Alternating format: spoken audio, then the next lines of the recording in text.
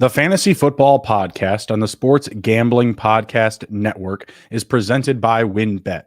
WynnBET is now live in Arizona, Colorado, Indiana, Louisiana, Michigan, New Jersey, New York, Tennessee, and Virginia. From boosted same-game parlays to live in-game odds, WynnBET has what you need to win. Sign up today and bet $100 and get $100 at sportsgamblingpodcast.com/WynnBET. That's sportsgamblingpodcast.com/WYNNBET. State restrictions apply. And welcome in to the Fantasy Football Podcast presented by the Sports Gambling Podcast Network. I'm your host, Justin Bruni. Joining me is Mr. Andrew TD King. Rob, how we doing, boss? Fantastic, man. It's always nice to be able to jump in here and talk some underdog, wide receiver ADPs. And I think there's going to be a good discussion about some of these mid to late round wide receivers that are going definitely too late. Yeah, absolutely. And on the big board game, we got to stack up on wide receivers. So this section that we're going to be reviewing is definitely a actionable area. There's a lot of these guys that you're going to be kind of diversifying. If you're getting a lot of lineups in, or you're really planting your flag to make a big move. If you're only doing a few drafts. How's the offseason going so far? We're a couple weeks removed from the Super Bowl. You got the itch yet? I mean, I know we've both done double-digit drafts, but Are you having to fill your cravings with the XFL? Man, honestly, I really haven't watched too much of the XFL. I watched a little bit, but man, I'm just grinding in the underdog streets. I got a little excitement when Eric Bieniemy was hired for Washington. So that filled a little bit of my my Jonesing for football right there. So I took a deep dive into Eric Bieniemy and watched all the videos of his press conference and everything. So it's an exciting time to be a Commanders fan. For what that's worth, at least. Yeah, for sure. Getting the offseason started off right. That's good. That's good. Also like the hiring. Can't really hate on it. Although I did see that Dan Snyder's looks like he's going to block Mr. Jeff Bezos. He's not welcoming him a seat to the table. Yeah, I'm actually okay with that. I don't really want Jeff Bezos. I'm like on an island with that. I just think he doesn't really care about football. It would just be another owner. Now, the caveat of that is he does have a shit ton of money that he can build a new stadium and do all that nice stuff. But I don't really want him to be the owner. I don't want Dan Snyder either. So I'm like stuck in the middle here. I'm hoping that somebody comes in and, I thought it was, what's his name? Josh Harris, I think the owner of the 76ers is the one who put in the highest bid. But a report today came in so that nobody came in over that $6 billion mark, which is what Dan Snyder's sitting at. So I was under the assumption that he placed a $6.25 billion I guess bid for the team, but I guess that was incorrect from what I read. So we'll see what happens, but I don't really want Jeff Bezos, to be fully honest. I just don't think he's going to care enough. Well, he also might not just, be a complete terrorist to the rest of the NFL and to his, his business, right? Like, some other people, but we'll see what happens. From what I was reading, it sounds like Snyder may not be willing to sell a team, especially. Sounds like it. Yeah. I won't take your money. Your money's no good here. Like, he hates them because Bezos owns the Washington Post, and they were posting a lot of the shit that was happening with Dan Snyder, with all the bad stuff that was going on in the organization. So yeah, he really hates him. So I will be surprised if he caves and sells to Bezos on this episode of Succession. That would be awesome. Oh, that would be dope as shit. All right, let's before we dive into our late round wide receiver targets, let's take a look at our top exposure wide receivers thus far. Why don't you roll through your first couple here? Who you got? Yeah, so for wide receivers, my top three right now are Deontay Johnson, Steph Diggs, and Terry McLaurin. Those are the guys that I definitely like making sure I try to leave drafts with. I think all of them have upside at their ADP. Diggs is kind of probably towards the ceiling, but again, it's a great offense. So those are my top three guys. So you're picking at the back end of drafts quite a bit then, if you're getting a lot of Diggs. Usually, I mean, out of the ones I've done, I'm usually somewhere in 7 to 10. That's predominant. I would say at least 85% of my drafts I've ended up there. Okay, I got you. Yeah, for me, I'm my top guys. I know you're not going to like this one, but Michael Thomas, that ADP is just. Yikes. I'm sorry, it's just too kind, And I feel like right now, the way the market's playing out for receivers, he's going to have a home this year. I mean, let me ask you this: would you feel any better about taking him if he went to Denver? Reunited with Sean Payton. I mean, I guess for me, it's not so much the landing spot. It's Michael Thomas himself. I mean, dude can't get on the field. He's always hurt. And he just doesn't seem like he truly cares to be out Mhm. there. If he would, Right. I feel like he would have been on the field at some point last year or even before. It's hard for me to get behind a guy that just doesn't seem like he wants to play football. So that's my problem is Michael Thomas. Now I'm not a dummy. I do agree with you. I think the ADP is low. Mhm. So I mean, I'm sure I'll end the year with maybe 4 to 5% exposure to him. But I mean, I really don't want to pick him if I don't have to. He is tied for my top guy, $70 out of 150. I have 15 drafts in, 46% ownership, so 7 out of 15. He's tied with Isaiah McKenzie. Isaiah McKenzie in a little bit of a different situation. You know where he's going to be playing next year. But Michael Do Thomas, we? oh, really? You think Do Isaiah McKenzie's on the move? I mean, I don't know if they go grab somebody like Jacoby Myers. I heard a little rumor about him potentially going to Buffalo. If that happens, they drafted Shakir last year, so Hmm. I'm not sure that they would have room to fit both of them on there. And because Shakir's a rookie and they Hmm. drafted him, I think they might want to lean his way a little bit. So I'm not sure. I actually had this exact same conversation with a buddy the other night who was drafting with me, and Hmm. he asked me about this, and I'm like, man, I'm not sure he's going to be there. I hope he is because I feel like that's probably the best spot for him. But it wouldn't surprise me if they move on from him. Yeah, I mean, I still feel like with Gabe Davis and Shakir at their ages, they're still a little bit more of projects. I think that Gabe Davis played down away from his ADP that we were where we were targeting him last year. Like he just had a more down year. Isaiah McKenzie finished, I think, with one less total touchdown. Gabe Davis had 7, McKenzie had 6. And while McKenzie, doesn't have like that, that youth upside to him, I still think that his experience in the league and he's coming off his best season statistically. I feel like they would welcome him back with some of the uncertainty around Gabe Davis, because I think if Gabe Davis had the season that we thought that he was going to have, they wouldn't be shopping around for a Jacoby Myers, because, I feel like we were all thinking he was going to take a step forward after the big, 4 touchdown game a couple of years ago in the playoffs. Obviously that, didn't really come to fruition. He wasn't bad. I think he had over 17 yards per reception last year, and definitely nothing to, kick your nose at or kick away. But yeah, I like Isaiah McKenzie at where he's going at his ADP.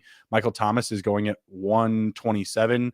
Isaiah McKenzie's at 205. I do expect him to be back there. I feel like the Bills, if they're going to add somebody or make, a sizable move, it's probably going to be at running back. I'm not sure if, Devin Singletary might be on the move or if they just add another guy to that room. It feels like that's the position that they've been hungriest for, thus far in the past 2 off seasons. Yep. My next guy was Van Jefferson and then Isaiah Hodgins. A little bit lower, $60 and $50 out of 150. Van Jefferson, again, really love the ADP. He's over 200 as well. He's at 212. I've had a couple of drafts actually where I've been able to do some pretty solid stacking with him and Stafford, Higbee, Cam Akers. That's a really good group where, if you're a believer or buyer of the Rams offense, if you're an advocate that they're going to bounce back this year and put up big numbers, it's a very friendly situation to build up your stacks. Have you done any drafts with them, with Stafford leading the way? I don't really have too much Stafford. I think I drafted him once. I've definitely Hmm. drafted some Van Jefferson. I've actually drafted some Allen Robinson too, just to take a Sure. stab in the dark. I don't love Allen Robinson, but again, like that's a guy that we were drafting a lot higher last year. That's way down the board. So you never know what's going to happen with that. But yeah, I don't have a lot of Stafford, and it's not because I've been shying away from him. Just normally Hmm. when I go to take a second quarterback, he's usually gone. So I just haven't really, been able to do that yet. I was able to get him, Cup, Higbee, and Jefferson stacked on one team. Felt Nice. pretty good about that. Again, if they boom, that's a great situation. Yeah, And in best ball, I mean, that's just the way to play. Stack, diversify, 100%. especially if you're degens like us. Next guy up, I did have Deontay Johnson. He was at $50, 33% rostered. Yep. I'll just roll through the rest of my top 10. Mhm. It would be Josh Palmer, Love Sky it. Moore, Okay. Marvin Mims, Elijah Moore, MVS, Jahan Dotson, and Mike Williams. Where are you getting Marvin Mims? At his ADP, beyond? Yeah, it's usually at his ADP. Like that's not a guy that I'm reaching for. I just usually, he's one of my last wide receivers, and as a Mhm. rookie down there, you never know. I've read some good stuff about him, so there's just not a whole lot of guys down there that I truly like. So Right. I just rather take a stab on the rookie and see what he has, as opposed to one of the veterans that I know it's probably not going to break Mhm. out. Yeah, he's going at about 225, it looks like. Yeah, so Jefferson going he's in the definitely same one of my space, last 212. picks. Yep. Yeah, absolutely. What was another one that was interesting that you mentioned? Who was your last two? It was Jahan Dotson and Mike Williams. Yeah, Jahan Dotson, I have a fair amount of. He's not in the top 10, but I like Jahan Dotson a lot. I've gotten a few where I've stacked him with just him and Terry. Not sure of the quarterback situation there. I'm not really ready to fully commit to Sam Howell yet. I think that I will be, and I'll probably have to pay the piper on that because I'll have to pay a more expensive ADP as well. But I've also had drafts where I know that, again, you're not going to like this because of strenuous recency bias, but Carson Wentz, I've got him with my last pick like 5 times. Like, he's not being drafted. And at one point, he didn't actually even have an ADP on Underdog. He just didn't have one. So like, people are just recently figuring it out. And now I think he's at like the 200 plus something where he's actually listed. People are starting to draft him, but you can really sit and wait on quarterback. And I just haven't had a situation where I'm just like, I have to get Sam Howell. Yeah, I mean, I get the hesitancy on Sam Howell, but again, like, if he's the guy, you're going to see him shoot way up the board. I mean, now he has an actual offensive coordinator that is good. He played well in the one game that they did let him play last year against the Cowboys. So I just think that there's good upside for him, down there, and he's way down the board. And again, like, I had this conversation with Sean and Kramer the other day on the best ball draft, but I got into a pissing match with some dude on Twitter about Sam Howell versus Mac Jones. Like, they're going very similarly. And he was trying to make the case about Mac Jones being much better pick down there. And, his thought was Sam Howell may not even be the guy, which is true. That could happen. All signs are pointing towards Howell being the guy. I mean, that's what they told Eric Bieniemy when he took the job. Like, this is your guy. You got to, do something with him. And I just, his upside is much better. The weapons around him are much better. I mean, the scenario is much better. I mean, the play calling in New England is dog shit. So, I mean, I don't see the upside for Mac Jones, with what he has around him now. I mean, his best playmaker is a running back, Ramondre Stevenson. So, I mean, again, call me, biased because I am a Commanders fan, but I just think Howell has much better upside at that ADP. And right now in drafts, that's what everyone should be going for, is the upside with the ADP, because the ADP is still wrong. It's not going to be the same come, best ball mania time. So it's a good time to get to some of those guys, including some of these wide receivers that we're going to talk about. I mean, they're only going to rise up boards. You need to start getting those guys that are going to rise up so you have a better value on them than what other people will. I have more shares of Taylor Heineke than I do Mac Jones. Just saying. just saying. Like, I'm not a big buyer of the Patriots, which is kind of surprising because I was assuming going into this offseason I was going to be buying a lot of Ramondre Stevenson. He's actually a lot more expensive than I thought he would have been, actually. So I don't really know if I have many shares of him. I think very few. So you're taking ETN over Stevenson? Yeah. I've been taking ETN. I've been a big buyer. I'm on the other side of that. Okay. I've been a big buyer of the Jaguars, and that's what I was just about to get to, is to finish out my list. My next guy up was it Christian Kirk was after DJ, who, again, super favorable ADP right now. He's at 49, and he's going behind Calvin Ridley, who hasn't played football in 2 years. And then my next couple of guys here to kind of round out the list was Chase Claypool, homer pick. I'm a Bears fan. Brandon Cooks, Juju Smith-Schuster, and DeAndre Hopkins. Some wild cards there. I'm assuming that Cooks is going to be on the move. Hopkins is going to be on the move. I'm hoping that those wild card plays play out. Those are at 33%. So 50 out of 150 entered so far. Guys that I feel good about, but again, like, you kind of need to see how the situations play out.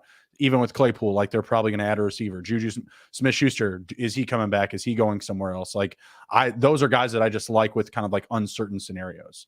But to the kind of back to the Jacksonville versus the Patriots, I like stacking with Jacksonville a lot. I've stacked up lineups with Lawrence, ETN, and Christian Kirk and Evan Ingram, all at their ADPs, not moving them up drastically. Obviously you kind of need somebody to sit there a little bit, i.e., Calvin Ridley is actually prioritized over Kirk. I've seen differently in drafts. Like, I've seen Calvin Ridley's name sit around for a little bit. I've seen people actually make the right move and draft Christian Kirk ahead of him. So, you need the right situation to play out. But that's another situation where, you know, you look at that division, it looks pretty barren other than the Jaguars right now. You know, you got the Colts looking for, every one of those teams looking for a quarterback. What am I saying? The Colts, the Texans, the Titans, they're all looking for QBs right now. The Jaguars, they're going to continue to improve on their defense, upgrade the offensive line. They already have really all the weapons that they need on offense ready to fly for next year. So that's a good situation. I'm very favorable to that team right now. Stacking purposes, ADP purposes, etc. Yep. Yeah, no. Just another guy that popped in my head. You know, you mentioned about guys that might be on the move. Tyler Boyd is another guy that's going pretty late. That he could potentially be on the move. The move as well, and he could easily be a wide receiver 2 on a team. So that's another guy I've been targeting. He's just a little lower. I think he's, let's see, so that's 10, 11. He's my 12th most exposed wide receiver. So nice. Yeah. Nice. All right. Well, we're going to jump into our late round targets now. But before we do, I'm going to hit a quick word from our sponsors. WynnBET is the official online sportsbook of the Sports Gambling Podcast Network. WynnBET is active in a bunch of states, and there are tons of ways to win, including live betting and same game parlays, aka WynnBET's Build Your Own Bet. Great promos, odds, and payouts are happening right now at WynnBET. And if you're ready to play, you can sign up today to receive a special offer. Bet 100, get 100. This is limited to state availability. And of course, if you hit the biggest long shot parlay of the week, you get a $1,000 free credit. There's so much to choose from, and all you have to do is head over to sportsgamblingpodcast.com/WynnBET. So they know that we sent you. That's sportsgamblingpodcast.com/WYNNBET. Offer subject to change, terms and conditions at wynnbet.com. Must be 21 or older and present in the state where playthrough WynnBET is available. If you or someone you know has a gambling problem, please call 1-800-522-4700. The SGPN merch store continues to add new items to the store every day. Head over to store.sportsgamblingpodcast.com. That's store.sportsgamblingpodcast.com to get your favorite shirts, hats, sweats, hoodies. They have accessories. I mean, there's so much shit in there. Honestly, like my new personal favorite stuff is the first half unders. I know this is fantasy football, but man, who doesn't love betting on some first half unders for March Madness? So that shirt just dropped the other day. They'll be adding additional colors as well. So it's probably my newest thing that I really like is just all the new apparel that's coming out. So make sure everyone goes over there, hit that, and let us know when you buy something. We might be running some sort of contest around buying merch as well coming up. So please let us know if you go over there and you hear it on the show. Tell them that Andrew and Justin sent you. We want some merch credits. I like the polos. I've been rocking the polos on the show. They're pretty decent. I haven't necessarily tested them against the golf course, or anything like that. But I wear mine to the golf course a lot. I have a red one in the exact same shirt you're wearing right now. And if anybody's just listening, head over to youtube.com/SGPN fantasy football. Check us out. Obviously you can see the shirt Bruni's wearing. I actually wear it to work, and I work at a bank, and I had a teller ask me about, like, that's not your initials. Like, what does that stand for? So I started telling her, and lo and behold, I got us a new follower. Her boyfriend is a huge D-gen. And she's like, great success. So she sent me his number, and I started talking to him. We actually went golfing with him the other day, and we were talking a bunch of sports and gambling stuff. So just creating new followers all over the place, man. I love it. Getting it done on the links. That's where business is done. I like it. Sir. I like it. All right, let's get the board up here and start taking a look at some late round receivers. Where are we at? Nope, that's not it. There we go. Let's get can you see that all right? Do we need to zoom in some more? If you zoom in a little bit, it's not going to hurt it. I think it's going to help it. I think that's what's going to happen. Yeah, that's better. There you go. All right, here we go. So last week we left off on Mike Evans, so we're picking up at wide receiver 35. We're looking at Brandon Ayuk. What are your thoughts on his prospects for this upcoming season? Where he's going, I would label him as Brandon Ayuk. Because I don't personally like where he's going. I think should be just a little bit further down. There's a couple guys right there. I'd rather pick Pickens and Johnson over him. I think his situation is fine, right? Depending on who the quarterback is. He's one of those guys that's not very consistent. You don't really know what you're going to get from him. He could have some boom weeks, but he's definitely going to have some bust weeks as well, especially with Debo getting back healthy. Now they have Christian McCaffrey, which they didn't have, obviously last year when we were all drafting, in the early, months of best ball season. So I personally think he should be a little lower, but again, Mm-hmm. this is the time to look at what it's labeled. So he's currently labeled wide receiver 35. Does he finish outside of wide receiver 3 contention for you? Do you think that that's a possibility that he's not a wide receiver 3 at the end of the year? No, I think that's decent, but I think that's a decent comp, like wide receiver 3 territory. But I'm with you. I like these other names here. I have just one share of Brandon Ayuk thus far. And again, that's more of a diversified play. Like, oh, I've taken all of these guys. Deontay Johnson, he's coming up the list here. Taking him, he's in my top 10. I've taken a lot of Mike Evans, Jordan Addison. So at this particular spot, like I'm with you. I kind of want him a little bit later. And even some of the names ahead of him and just after him, like Jahan Dotson, we had just got done talking about. Jordan Addison, he's projected as a top 2 receiver right there with Jackson Smith and Jigbo. Brandon Cooks, he's high on my list. I'd mentioned him before as well. So, there's just some other guys around here that I'm actually waiting for, the rest of my draft to scoop up. And Brandon Ayuk, honestly, he's been right here. Like I've seen people move him up the board. I don't think that he's an overly attractive asset for this year, especially because we don't know what's going to happen at the quarterback position with the 49ers. We've seen now that Purdy's surgery has been delayed. I'm not an advocate or buyer of Trey Lance. So if Trey Lance is the only guy that's there, I don't expect him to occupy an offense that's going to pass the ball a lot, especially to other players that are not named Deebo Samuel and Christian McCaffrey, because those are guys that create yards after their catch, right? George Kittle and Brandon Ayuk are more of like those possession type of targets in my eyes. And I feel like those guys would have a lower stock with Lance at quarterback. And call me crazy, but I could see them even adding another quarterback if Purdy isn't ready, like a veteran, like a Bridgewater, Marcus Mariota would just terrorize you starting week 1 for the 49ers. I know. I'm trying to think of like some other veterans, a Ryan Tannehill, if he's willing to ride the bench and kind of risk it out this season. I see kind of similarities between a young Brock Purdy and a Ryan Tannehill. So I feel like he could be good enough to, get the ball to CMC and, complete a few passes downfield. You know what I mean? Like it's not a sexy move, but I feel like that might be a situation that develops with San Francisco if the, dominoes don't fall in the right direction with them. If Lance isn't showing out, if Purdy isn't coming back in time, heck, Lance could get hurt again. And then what are they left with? You know what I mean? So yeah, it's not a huge buy situation for me. No, I've taken my stab. I've got my one share. I'm good. I'll have to pull up Michael Thomas. What's that? I said that's how I feel about Michael Thomas. I got my one share. I'm okay, I'm all right now. Man, I mean, the Michael Thomas stuff, I was seeing Denver Broncos landing spots. I was seeing Kansas City landing spots. Some crazy guy was talking about the Patriots. That's just not going to happen. That dude's nuts. But yeah, I was deep diving a little bit there and I was like, I really don't like what I'm hearing. I really like what I'm hearing. I don't mind what I'm hearing is what I should say. Next guy up we have is George Pickens. I don't mind taking George Pickens again out of like the diversification territory, but I'm taking DJ here all day. Like if you're asking me, to plant my flag on either camp, I'm going DJ all the way. Yep, fully agree. I think it's again, what he did last year with I think it was 147 targets, no touchdowns. That's the most ever. Targets to a wide receiver with no touchdowns. Again, I feel like he's going to be the Miles Sanders of this year where, he had a down last year, no touchdowns, comes back this year. I'm not saying he's going to get double-digit touchdowns like Miles Sanders did, but I mean, of the assumption that he's going to get at least probably 6 or 7.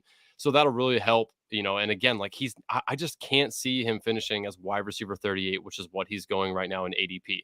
So I mean, I expect him to be a wide receiver 2, probably somewhere in that range. And I love this pick. This is a smash pick for me right here. I would take Johnson over any of the guys showing currently. And again, I'm on your side. I like Johnson over George Pickens, but I do see the value in Pickens as well. I mean, I like Pickens as a guy that, he makes these circus catches. He's pretty consistent. The offense isn't bad. He's obviously has some sort of rapport with Pickett. And, again, like the team just usually performs pretty well for Mike Tomlin. So I think Pickens is a fine pick. But again, I would much rather have Deontay Johnson over Pickens as well. Pickens is a fine pick. Yep, yeah, but we're both going DJ. I don't mind Jordan Addison here. Jordan Addison is gonna move up the board after he gets drafted, especially if he gets a friendly landing spot. He's definitely going to be going higher than ADP 73. So right here, I don't hate that, but again, the proven talent that you've got, not a Deontay Johnson, not a DJ, like it's very, very hard for me to turn him down. And he is also a name that gets moved up the boards in a lot of drafts. Like I have seen again some sharp, badge owners, move him up the board for sure. Don't disrespect the badge bros. I was trying to show love. What do you mean? I was saying they're sharp. They're pulling them up the board. They're taking them around earlier than they should. Appropriate moves, Yeah. Right after him, we have Treylon Burks. Not in on Treylon Burks at all. 0 shares. You got any? Got any? I sure don't. I would like to see who the quarterback's going to be before I start going balls deep in Treylon Burks. I do think it's a fine pick. Again, he's wide receiver 39. I think that's a fair value for him. I just, again, again, we should probably bring this up. If Derrick Henry gets moved, that's going to open up the playbook a little bit because they're not going to be able to just smash and dash with Derrick Henry, right? So if he's not on the team, I will definitely like Treylon Burks a lot more, than I do currently. I want to wait on him. He's not somebody that's going to go screaming up the board. So I feel like I'm not going to like really lose value on not taking him now. So I'm fine with where he's going, and I'm not going to argue with anybody if they want to take him there. But again, I think, some of these other guys just have some more upside around him. So Derrick Henry's getting traded? I mean, you never know. There's been some talk about it, I'm seeing that now. As soon as you said that, I was just like, holy balls, that's happening. Von Miller says that he's trying to recruit him. Where's the if he goes to the Bills, dude, get out of town. Get out of town. The Yeti will be home, man. Talk about a place that gets a shit ton of snow, right? The Yeti can just run all over the place then. Oh my God, that would be insane. I mean, Treylon Burks definitely, should go up the board with Robert Woods being released. Like he's the most talented wide receiver that they have. We just have no idea what's going to happen with the quarterback position if they're going to add somebody else. They make some crazy move like that where they give up one of the best running backs in the league. Like, my goodness, that would be insane. Way too much volatility in that situation, as we just detailed with all of those things. Yep. After him, we have Gabe Davis and Quentin Johnson.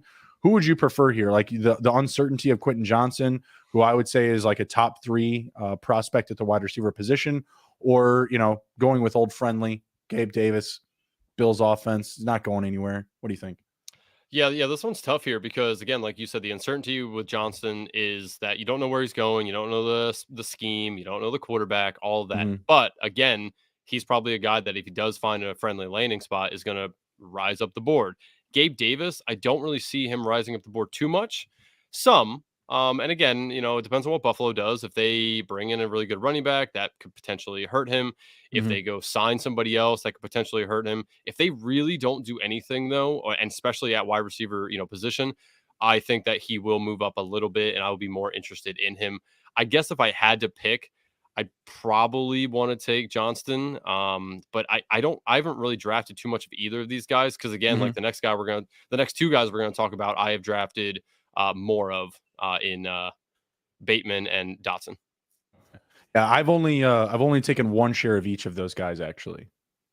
So I have 1 share of Davis and 1 share of Quentin Johnson, and the 1 share that I do have of Gabe Davis, I also stacked him with Allen and Diggs. And that's something else we should hit on as well for everybody is that, look at your stacks, right? If you have Allen, the tiebreaker is Gabe Davis here, right? If you're looking at these guys and you're like, man, what am I going to do? And especially if he's like your 3rd wide receiver, that's a good spot to be in. Gabe Davis, your 3rd wide receiver stacked with Allen. So make sure you're paying attention to your stacks, who your quarterback is, or if you're planning for the future and you're looking at, Bateman or Dotson, you're like, all right, like I got these guys. If you don't really have any other stacks, make sure you go and target their quarterbacks. Obviously, by this time, Lamar Jackson's probably gone off the board if Lamar Jackson is still in Baltimore. But again, Sam Howell, you can wait forever and pair him with Jahan Dotson. It's just it's a no-brainer. There's a lot of quarterbacks though that you can wait on, like all up until the last round. Like I've seen Dan Jones go even in the last round at times, which is crazy to me given his ADP.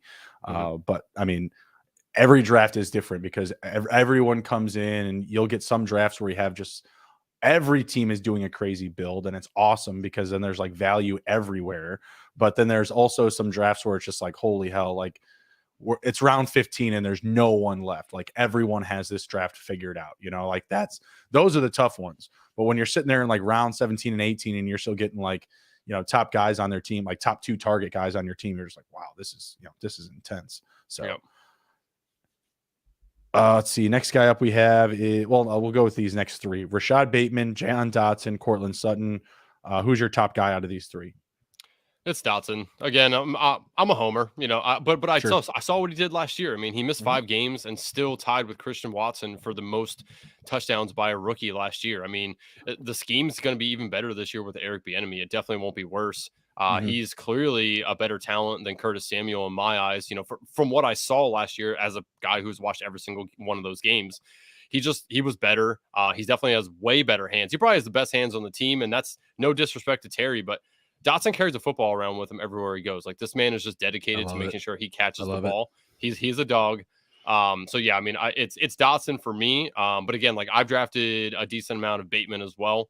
But Dotson, man, the ceiling case for him is double-digit touchdowns again. Like, they're gonna want to throw this ball. He's been watching the program, and I respect that. You ever seen that movie? No, I haven't. Is it good? I can't remember the main characters.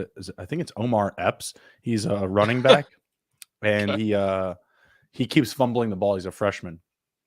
It's like a college football type of movie, like they show you all the dirty stuff, players taking steroids, cheating, partying, the excessive recruiting process and all that stuff. But the young freshman, he has problems hanging onto the ball. So coach tells the whole team, says, hey, dude's going to carry the ball around everywhere. It is your job to knock it out of his arms at any given point in time during the day. So yeah, he's just like, he'll be like sitting there in like class and lecture. He's got like his ball right here and someone like throws it on the floor. And then there's a pile up, down by the professor. It's good stuff. Nice. It's good stuff. I like Dotson here as well. I just don't really love Rashad Bateman and Cortland Sutton. I have gotten some Cortland Sutton shares. I have 0 shares of Rashad Bateman. It's still, again, just kind of the uncertainty of the Ravens right now.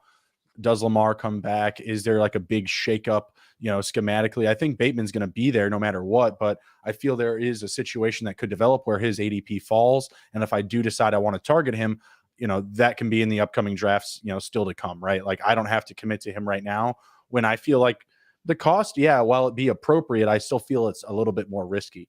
And kind of the same situation with Cortland Sutton. Like, I feel like we had, much better feelings about him coming into the season. Obviously, with Russ there was a lot of the Christian Mingle connection going on.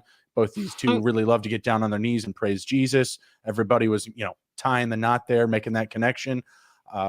Wasn't hating on it. I mean, I like me some Cortland Sutton, would like him to bounce back. But again, he's not someone that I'm getting in bulk. I do have some shares of him. Let me see what I have here. I have 2 entries, two entries with him, a little bit more than some of the others. I did also see a report that Jerry Jeudy could potentially be traded or moved.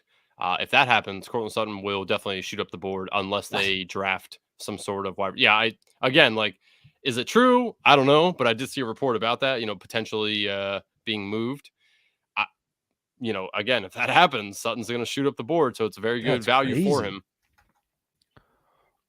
Man, that would be nuts. I really don't even know how I would react to that situation. I mean, I feel like, whoever the running back is for that team is going to be super important and going to be leveraged a ton. They hired Joe Lombardi and they have Sean Payton. Like, Jesus Christ. Like, Alvin Kamara, Austin Eckler, heard of these guys? Like, this is what these dudes do with running backs. Like, just look at what Lombardi did with the Chargers and what he was able to do with Eckler, and then go back to both of their times in New Orleans. And it's ridiculous. It's ridiculous. And they were also together the year that, Mark Ingram and Kamara had their big blow up years together, where they're both top 10 running backs. So, I mean, that offense, 1, should be passing a lot, and 2, the running back should be feasting. So, like, I don't believe that either of those guys have had a team that I think maybe that year with Ingram and Kamara was like their highest rushing year, like rushing yard total. But just about every year that Lombardi's been with an offense, that offense has been a top 15 in total points scored and total yardage, passing yardage. Like, it's going to be a much different scenario this year, I believe. Yeah, definitely. I'm interested to see what happens with Javonte Williams. I obviously I saw that. I think he's not going to start the year. Right. It could be a decent amount, a decent chunk of the year that he isn't playing either. So, it'd be something to definitely keep your eye on. Next couple guys we have up here: Kadarius Toney, Zay Flowers, Jacoby Myers, Brandon Cooks. Brandon Cooks is the guy that I've been getting the most out of this scenario. As I've told you, I'm not drafting a lot of Patriots, i.e., Mac Jones. It leaves me, less motivated to take Jacoby Myers, who I like. I like Jacoby Myers in theory. Bad situation, in my opinion. Yep. Don't love Kadarius Toney or Zay Flowers at this ADP. Jalen Hyatt, Jalen Hyatt is a couple of picks back. I like him a little bit more than Zay Flowers. Haven't got any touches of or shares of him just yet. What are your thoughts about this next group up here? Yeah, Kadarius Toney is the most interesting one to me, only because of the offense he's in. Juju might be shipped out. He obviously scored a touchdown in the Super Bowl. Mm-hmm. They acquired him during the season, so he's going to have an off season to get a little more acquainted into the offense. So he's the most interesting one. It does feel a little yucky though, because again, we've been fooled by Kadarius Toney and this, quote unquote injury that he's had, and it's a weird situation with him and his injury. So he's definitely the most interesting. The one that I've drafted the most and tend to look towards is Brandon Cooks, because I think he could be a guy that also ends up on Kansas City. I think Yep. that's a very good match for the offense, and I obviously believe he's going to be moved somewhere. And the situation can't be any worse than what Houston was, and he wants out. So that's a guy I've been kind of targeting a little bit as well. You see Um, these Houston numbers from 2 years ago? yeah. 90 for 134, 1,000 receiving yards. He's just one season removed from that. I mean, I feel Mhm. like the Texans, we were all higher than we should have been on them this season, but it was because of they had a productive finish to the prior season. Like that's why, we were drafting guys like Nico Collins, Brandon Cooks at higher than they should have been. Why Damian Pierce was so interesting. Obviously, Pierce had a great start to the season, but he didn't finish very well, but neither did the team. And that's to be expected with the staff that they had, put together on the field. So I'm interested to see what happens with Cooks. Again, he's, one of my top 10 guys we reviewed for exposure. So I have a lot of shares of him, very excited. And he just has that like positive wild card feeling. Like, yeah, he's going to get moved. But you know what? Even if he didn't get moved, like if they brought in CJ Stroud or Bryce Young, like even the situation then is better. I've gotten a good amount of Nico Collins shares because of being so high on Cooks with the belief that he's going to move. And then you have Collins coming in with, one of these top prospect quarterbacks. Yeah, I mean, I agree with everything you just said there. It's just the other guys. There's uncertainty around Cooks, and obviously Cooks is a little uncertain himself. But I just Mm-hmm. feel like he's already proven it, and I feel like he wants to go to a contender. And honestly, like if he goes to a contender, a lot of the contenders have good passing games, so he'll fit right in. Yep, exactly. He is uncertain, but viable uncertainty. That's for Yes. sure. Next couple guys we have up here: Juju Smith-Schuster, Darnell Mooney, DPJ, Donovan Peoples-Jones, and Zay Jones. Who you got? Who you like? Oh man, if I knew Juju was going to stay on Kansas City, I would like Juju here. Mm-hmm. But with the uncertainty of where he will be next year, I've kind of steered clear a little bit of him. I like Okay. Darnell Mooney and DPJ a lot more than any of these other guys here. Zay Jones was a nice story, but I don't see that happening again. Especially Calvin Ridley's coming in. I mean, Evan Ingram, could potentially be back as well. So I Mm-hmm. I don't really like Zay Jones here. Yeah, I mean, so is DPJ and Darnell Mooney for me. I just feel like Mooney's a good wide receiver that just unfortunately was not used as he should have been last year and then got hurt. Right. DPJ was, good for most of the year, but again, he had Jacoby or oh my god, Texas name. Who? The quarterback, not it wasn't Watson. Who the hell was there before Watson? Oh, Jacoby Brissett. Yeah, Brissett. Thank you, Jesus. I kept saying Myers in my head. Yeah, I mean he dealt with that and was still fine. Mm-hmm. Obviously Deshaun Watson's probably going to be a lot better this year than he was last year. More antiquated into the offense, the playbook a little better. So I think DPJ is going lower than he should be, as well as Mooney. So those are the guys I'm targeting. In this little 5-man section here. The player that I have the most shares of in this section is Juju Smith-Schuster. He's got $50 of mine. I have one Zay Jones, one DPJ, and 0 Darnell Mooney because I've been getting a lot more Chase Claypool. It's still best ball at the end of the day, and I like Claypool's big play ability. He feels like a guy that could have, like 8 total touchdowns next season, and 4 of them could come in like 2 separate games. Like he could have like big blow up spots because of his downfield usage, his big play ability. And if they get another big name receiver in there, and it's just one guy like Claypool, Mooney, and an A1 type of wide receiver could be a very dangerous combination. But I feel like because of that, and it's not a pass first type of offense, like there's only going to be so many times that you really cash big on those guys. So that's why I'm reverting off of Mooney to Claypool at his ADP. Right now, I think Claypool may even be listed as the number 1 receiver on the depth chart.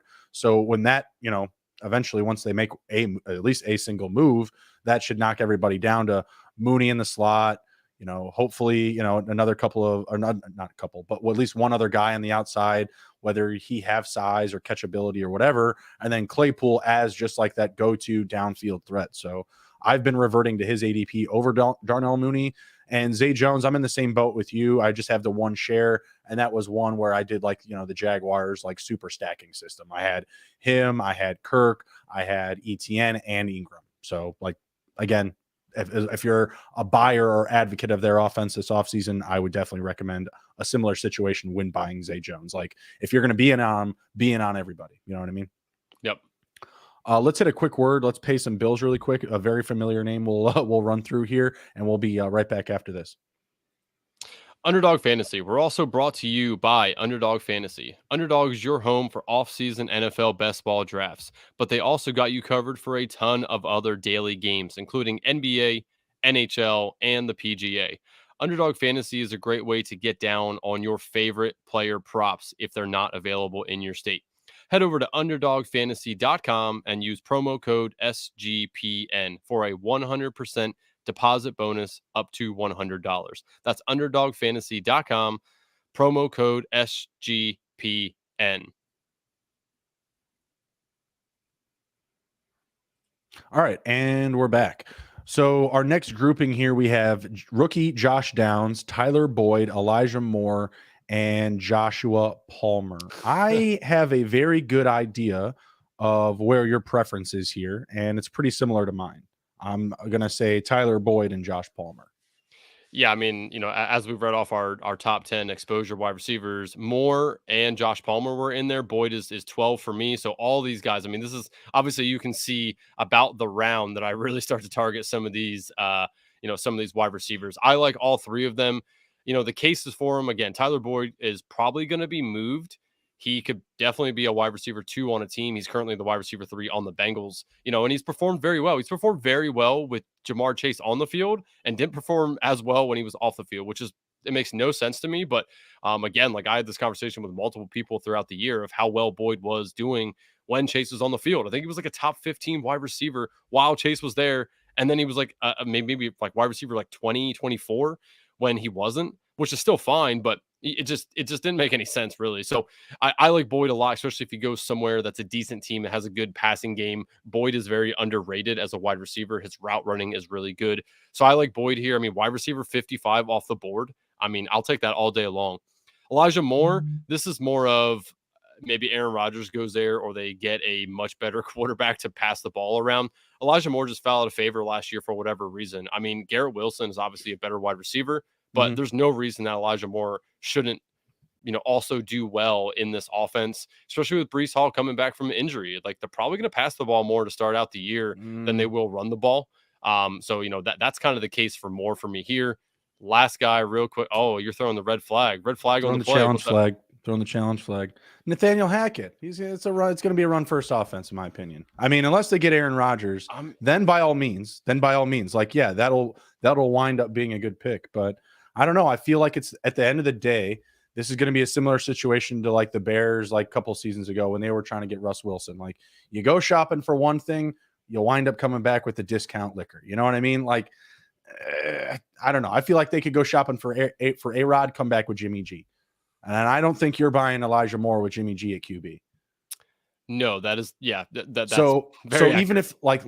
if even if they went and got like Lamar Jackson, like would you still think Elijah Moore's prospects are just as high? I feel like he would come down more in value. With Lamar Jackson? Yeah. Well, again, a run first type of offense. A lot of Brees Hall, a lot of Lamar Jackson. I'm a big advocate and buyer and pusher of Michael Carter. You got some, I got some to sell. You know what I mean? Like, I feel like those guys are going to be included a lot in this offense. If you look at Nathaniel Hackett's track record, like it's been run the ball, run the ball, run the ball, and RB2s just have been glorified in his offense. I mean, obviously, you have the years where you have Aaron Rodgers and Devontae Adams connected to each other, but even in those offenses, the wide receiver one was the priority. Like the wide receiver two, a la Elijah Moore, I don't know if he would fit in as well. What I do like about Elijah Moore is Corey Davis being a cap casualty and being done there. I feel like that's going to open up things a little bit more for him. We could also see Braxton Berrios, one of Zach Wilson's, entourage, if you will, potentially head out of there. He's a guy that steals touchdowns all the time out of that wide receiver group and just, random scoring plays or big chunk plays. So I like the prospect as, they're trimming off the fat, but I don't know if I love the situation more than I love, Boyd, Palmer, Mike Thomas still here, at least in my opinion. Obviously, Elijah Moore has the youth upside, but I mean, even Josh Downs, it's really closer to Josh Downs and Elijah Moore for me than anything because, you get Josh Downs is going to move up the board for sure. Elijah Moore, I feel like, is going to fall back at some point. Yeah, he could. I mean, that's definitely true. I think that if Lamar Jackson would go there, I don't think it would be any worse than what his current ADP is right now. I mean, Lamar Yeah. Jackson, the year he ran for a shit ton of yards, he still threw the ball pretty well. So Mhm. both things can be true without one having to exist without the other. So Sure. I just think that again, it can't be much worse than what they had last year at quarterback. I think that he's going a little late. Again, like I don't necessarily like more than I do Boyd or Palmer, right? Right. I just have exposure to him because I think that he's a good wide receiver that's just going too late. Obviously the Josh Palmer, the case for him is that Keenan Allen leaves the building. It's Mike Williams who can't stay healthy, and then it's Josh Mhm. Palmer and a plethora of other guys. Wide receiver 57 for a man who could potentially be the two, if not facto one, if Mike Williams gets hurt. That's way, way, way too late, in my opinion. And again, he has a great quarterback, good offensive scheme. So it's just a guy that I think can definitely shoot up the board, you know, later on in the offseason. Yeah, and that's fair because, like I said, if Corey Davis is gone, it puts him right up to wide receiver 2 on the roster. And for this area, like I don't hate it. What's this ADP here? 121. It's not bad, but again, it also feels like a situation that could get a little bit more favorable. Like I feel like we could get him a little bit better ADP still at come a particular junction point of the offseason, free agency, the draft, whatever. Yep. All right, next up we have Michael Thomas, my big favorite, Wan'Dale Robinson, KJ Osborne, Kayshon Boutte, and Alan Lazard. We've talked quite a bit about Michael Thomas already. I'm in on him. You're out on him. Let's talk about some of these other guys. Wan'Dale Robinson is interesting to me because I feel like he's way, way too high. Isaiah Hodgins was my number 2 guy, or I'm sorry, it was Isaiah McKenzie. Hodgins still in the mix, but I'm favorable to Hodgins. Dare I say even Darius Slayton ADP over Wan'Dale at 59? That's a bit much. He's at ADP 129. Yeah, we're gonna differ here. Wan'Dale's my 11th most exposed wide Damn. receiver. So what's up? Well, what he did last year, when he was healthy, was be awesome. I mean, he didn't really. I think he only had one touchdown, but I mean, he was good. They used him in the games that he played. He had 23 receptions in the 6 games played, and I think one of those is the one he got hurt in. 227 yards. 9.9 yards per route run, and again 1 touchdown. He seemed to be heavily involved in the offense when he was on the field. Now, obviously, the caveat is he's a little dude. He got hurt. That sucks. That you're gonna have that. But in an offense that doesn't really have anybody spacing themselves out as the number 1 wide receiver in New York, I just think that it's a good spot to take somebody that could potentially be the number 1, if not definitely the number 2 on the team. Now, you mentioned Isaiah Hodgins, and I really do like him as well. That's somebody else I have a lot of exposure on. And I think both of these both these guys can coexist and do well in this offense. A lot of this, though, is hinging on Daniel Jones coming back. I mean, I do think Dan Jones is a good quarterback for the system. Brian Daboll's awesome head coach. So I can buy into what the Giants are trying to sell me as to what they can potentially do. And, I just think Wan'Dale can be a good gadget guy for this offense while still be able to take the top off and play the slot. He kind of can do it all. But again, you're taking risk here with a guy who's a little bit little and, can definitely get hurt. So I think he's a good guy to take here at wide receiver 59 off the board. Who do you have more shares of, Robinson or Hodgins? Robinson. Hodgins isn't far behind him, though. Okay, I was going to say, because they're right here. I mean, Hodgins is right around the corner at wide receiver 63, and he had a much stronger finish to the season, scored a lot of touchdowns, pretty similar numbers as far as like the total catches versus yardage goes. He is the number one guy listed right now, and I just think that we saw still more positives from him, down the stretch of the season, and he has a little bit more experience. Wan'Dale, I have 20% drafted of Wan'Dale, and I have 18% drafted of Hodgins. So again, they're very close. I like both of them. I have no problem with either one of them. Right there. And again, very easy to stack. Daniel Jones is not a costly quarterback right now, and it feels like he is going to be coming back. They're either going to franchise tag him or get a team-friendly contract. Next guy up we have is KJ Osborne. I haven't drafted a ton of him, but I do have some stacks where I have him, Jefferson, Hawkinson, and Kirk Cousins. Might even have Cook on that team. I know I did one with Cousins, Cook, Hawkinson, and no Adam Thielen. No, sorry, bud. No. Nice. No. I'm fine with that. Remember, I don't. No, I know you're really upset about it. I know you're upset about it. Yeah. I didn't mean to burn your favorite jersey. Oh yeah. Sure. I'm not super high on KJ Osborne, but I am in the camp that, he could supplant the Thielen production that we've seen from recent years. In dynasty leagues, I've been picking up Naylor, the fourth wide receiver off of. Oh, man, that's a sweet name. Naylor. Nice. Yeah. You nailed it right there. I've been picking him up just because, again, like I feel like they could revert to some more youth to their receivers. Obviously, they have Hawkinson there, and I feel like he's going to be the second top target behind Justin Jefferson. But at the same time, I like grabbing some pieces of these guys, taking some shots on them. Again, I don't have them in bulk, in high volume, but I'm willing to take a shot. Anything to add on Osborne? No, the thing I'm concerned about with Osborne is that it's a good class for wide receivers. Obviously, Adam Thielen's on his way out the door. Probably KJ Osborne had his opportunity. He's done well, but he's not like an all popping wide receiver, right? He's not like you're like, oh my god, good thing they got KJ Osborne out there, right? Like I feel like this could be a time for them to take one of these wide receivers that are in the draft, knowing that they probably need to do it and thinking ahead of Adam Thielen's probably on his last leg. KJ Osborne is And TJ Hawkinson, again, like when he came in there, correct me if I'm wrong, but I'm pretty sure he was second on the team in targets once he got there, behind JJ. He had some big weeks. He had some like big, like 9 to 12 target weeks. Yeah. Yeah. So with all that in consideration, I mean, at best, KJ Osborne is like the fourth guy on the depth chart to receive targets. That's just not somebody that I want to draft here with other guys that I think could be the leader on their team in targets. Yeah, absolutely. Next guy we have up is Kayshon Boutte. Any shares so far? I do not, but I don't have any of him. But I would like to get some just so I can say I got booty. But it's about all. But it's Boutte. Oh, Boutte. Sorry, it's Boutte. That's fine. You can say you're eating Boutte. No big deal. Right. That's right. It's always booty ass, or ass season, as they always say. Absolutely. We're not quite there yet, but we're getting there. Next guy up is Allen Lazard. Some uncertainty with him. Could be coming back to the Packers. Could sign elsewhere.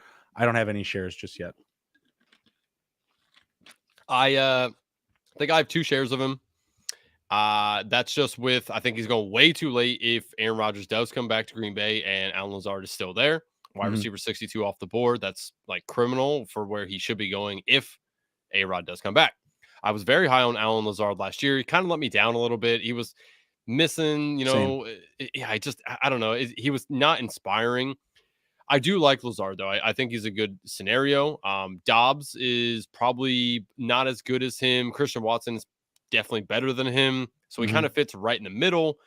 You know, it's not somebody I'm targeting, but if he's there long enough and I need a wide receiver as my 5, 6, 7 on the team, he's somebody I will definitely take there. Because he could be in a good scenario if Aaron Rodgers does come back. Yeah, I have no Dobbs, whatever.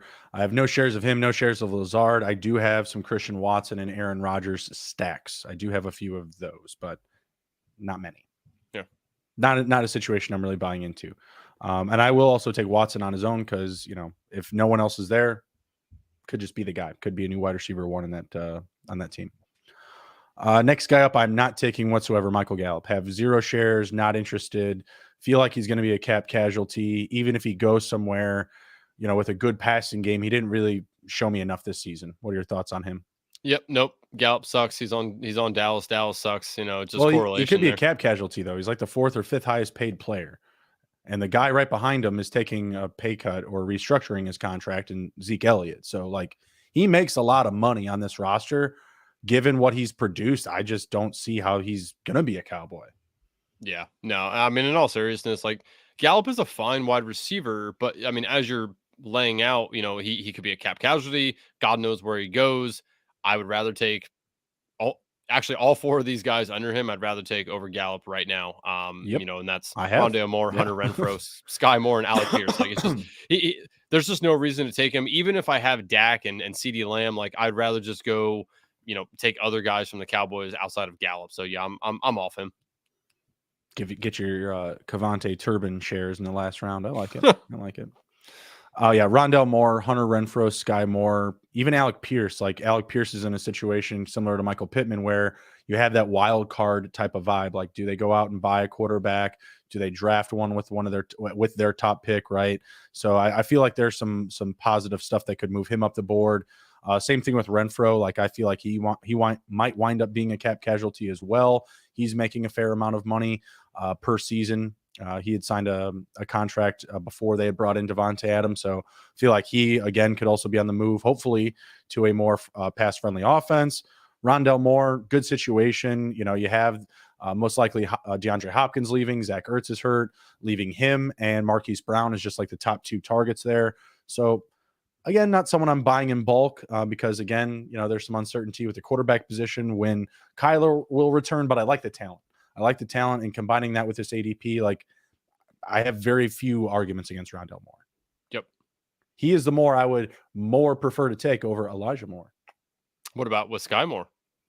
Still more than Sky Moore. Oh, okay. Sky Moore, again, Kansas City, and we've talked about this, they feel like buyers. They feel like they're going to continue to be a win now type of team. Sky Moore feels like, a great target to buy in Dynasty, but for a best ball season, I feel like they are going to be buyers of the wide receiver position, the running back position this offseason. One signing, they'll probably still make 2, but one signing, and he's going to move down the pecking order quite a bit. Yep. By the way, Mike Thomas and Kelsey, they linked up quite a few times apparently to discuss that injury that Mike Thomas had with his ankle. And Mike Thomas also was commenting on Twitter on some post about, was it Rick Burkhead, someone in charge of the medical staff for the Kansas City Chiefs. He was like, yo, I talked to Kelsey about you guys. You're awesome from what I hear. Good work. He's getting in early familiarization with the trainers over there. Interesting. Yeah, I like it. All right, next guy up we have here is Odell Beckham. Boo. Yeah, not hard touching. Pass. I don't think. Let me see if I have any shares. I might have one. Yeah, hard pass. I've got one. Who knows what'll happen? That's all. I just have to do that to defend the one share that I have. Mm-hmm. I'm not that excited about him. I'll take him on a whim. If I'm getting a little bit more wide receiver needy in the back end of my drafts, if I had prioritized a lot of running backs early on, I might take a stab. It might even be just a practical approach to drafting him. As if you're just that needy, go ahead, take a shot. But I wouldn't give an overwhelming cosign of his future for this season. What are your thoughts? Yep. Nope. Hard pass. I won't draft any OBJ until he at least goes somewhere and I see the scenario. I don't want any part of him currently right now. Plus, I mean, do you think that he could get in any sort of trouble for the issue on the plane and all that jazz? Like, is there any Nah, sort of repercussion coming because of that? I mean, he dude didn't just hit seems like a anybody. loose cannon. I mean, him and AB must hang out a whole lot because they're both fucking loose cannons that you can't trust. I think they do hang out a lot, actually. Now that you Yeah, mention well, it. that makes sense. Yeah, well, they all do. I mean, all these guys hang out with AB. I mean, you and I don't like Zeke Elliott, but Patrick Mahomes hangs out with him. You know what I mean? Like, what are you gonna do? Yeah. OBJ, yeah, again, not a big pusher of him. I got my one share. I'll probably settle with that until you get, again, like Andrew said, a clear idea of his situation. It's, probably best to hold. Yeah. All right, we'll go through a couple more names here about the territory that we wanted to get to from 34 to 70 plus. So we've got Chase Claypool, Curtis Samuel, MVS, and DJ Chark, and we'll leave it at there. That brings us to wide receiver 74. Who do you like out of this group here? Personally, I like Curtis Samuel and MBS the best here. I'm okay with Claypool as well. So I'll talk on Claypool and Chark first here real quick. Chase, he has a world of potential with Chicago. They don't have a very good wide receiver core, so he can easily wiggle his way into doing well in this offense. Mm-hmm. If they keep Justin Fields, I think Justin Fields is going to be even better as a passer. They're going to have a better passing scheme this year. So Right. I'm fine with Claypool where he's going. I think that's a good value. DJ Chark, I don't really want any part of because I think he's going to fall out of favor in Detroit. If he goes anywhere else, I don't really see him too many spots that are fantasy relevant that he's going to make a huge impact on. So I'm Mm-hmm. kind of steering away from Chark as well. Samuel and MVS, though, are guys I'm targeting. Curtis Samuel's on his last year of his deal with Washington. Eric Bieniemy has obviously shown us that he likes to use some little guys for some gimmicky shit. He did it with Sky Moore and Kadarius Toney in the Super Bowl. So I think that they could utilize Curtis Samuel a lot here this last year. Use him up before they let him go. Unless he has a monster year, then I guess he could resign with Washington as well. But I do think he's on his way out. So I do like him. And again, wide receiver 72. I'm drafting a lot of Sam Howell, so it just makes sense to pair him up with the stack. MVS, he's going pretty late for a guy who's on Kansas City, and he didn't really show up this year as I thought he would. They paid him a bunch of money. Mm-hmm. The dollars didn't really turn into fantasy points, right? But again, we don't know what's going to go on with Juju. Kadarius Toney plays like 4% of the snaps every week, so he's like hardly ever on the damn field. Mm-hmm. I do like Sky Moore a whole lot, so him and MVS are guys I'm targeting, but MVS is still going to be there. I mean, I don't really see them letting him go. He would definitely take a hit to the cap because they just paid him. So we'll see what's going on there. But I mean, again, at wide receiver 73, MVS seems like a value for the offense that he is on. I don't have any MVS. He's the only one that I don't have in here, and I believe he would save Kansas City about 7 to 8 million. So I know Emerson and I have had this discussion before.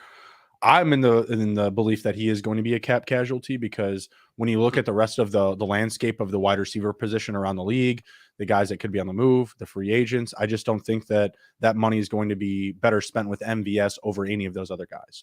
So I am in the camp that he is going to be a cap casualty. I'm not drafting him because of that. I'm going to sit and wait. The rest of these guys, I have Claypool 5 shares, DJ Chark at 4, and Curtis Samuel at 1. Curtis Samuel was involved with McLaurin and Jahan Dotson stacks, which is, again, pretty easy to do if you break down where those guys are being drafted. And then DJ Chark, again, is one of those guys that I have as kind of more of a positive wild card because, I don't believe he's going to be coming back to Detroit. They have Jamison Williams. They have other guys behind those top two in Amon-Ra St. Brown and Williams, like Khalif Raymond, like Josh Reynolds, that where we don't like those guys in fantasy, I think that the team likes them from a football perspective and a logistical perspective. So I feel like DJ Chark is going to be on his way out the door, needs a good landing spot. That's all it is. I feel like he's a positive wild card. Chase, we've kind of already talked about him. He's going to be in the Bears offense that, they scored quite a few points this year for being a team that's picking first overall. Like they were really, really bad on defense, but they were great on offense. So if this team continues to take a step forward offensively, he's going to be in a great situation. Even if he's playing, second or third fiddle to, Darnell Mooney and, a free agency grab. I think he's going to be in a good situation where, again, he's also just a good best ball receiver. He's going to have a couple of really big weeks that could pole vault you up the board. So, And yeah, Curtis Samuel is just a stacking option for me. I'm not really targeting him again with a ton of volume because I feel like Carson Wentz and him had a good situation going last year. Like they had a really good connection. And I felt like the games where Wentz played, like Curtis Samuel was a thing. And games that Wentz didn't play, Curtis Samuel wasn't a thing. So I felt like that was a big proponent to his success, was having favoritism from Carson Wentz, who's now no longer with the team. So I'll get him as a stack option to shore up myself from any potential injuries or, big total offensive explosion weeks, but that's about it. Yep. All right, cool. You got anything to share before we head out here? No, but just want to thank everybody for watching live on YouTube. If you are, make sure to smash the subscribe button and like the video, and so we know that you want to continue to see our smiling faces on the YouTube. What you got to smile about? I got nothing to smile about. Ain't no football on. Man, it's best ball season. That makes me happy.